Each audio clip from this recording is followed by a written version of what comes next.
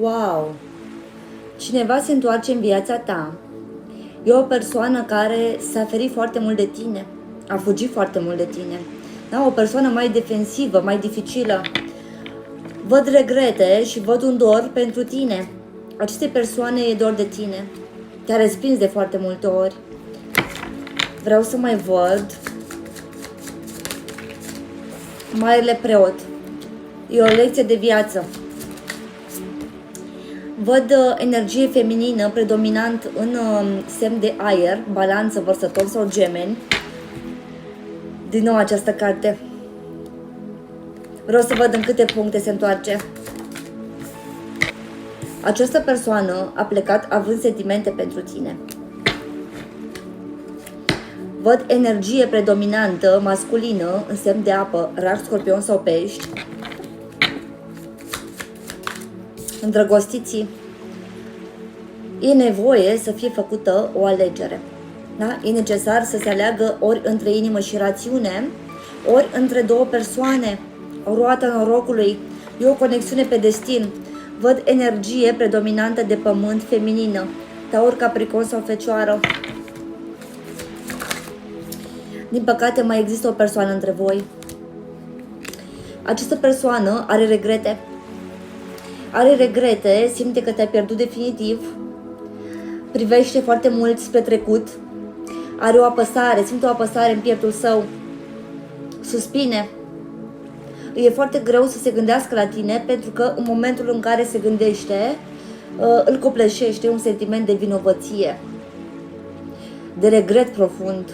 Văd aici energie feminină de apă, Rac, Scorpion sau Pești. Ce urmează între voi? În câte puncte se va întoarce această persoană? Va veni cu o energie nouă spre tine. Da? Văd o energie nouă, va veni cu un mesaj mai timid de dragoste. Va vrea să se apropie din nou de tine. Văd și o energie pasională. Doamne, câți așa aici. Această persoană va clarifica cu tine anumite lucruri. O să aveți parte de comunicare clară, sinceră, deschisă. Aveți nevoie de asta. Da? Să comunicați deschis, sincer, fără frică. Nu s-a terminat încă între voi. Dar, din păcate, cineva se bagă. Da? Această persoană te va căuta, îți va scrie sau te va suna. În câte puncte? Văd zodia Berbec.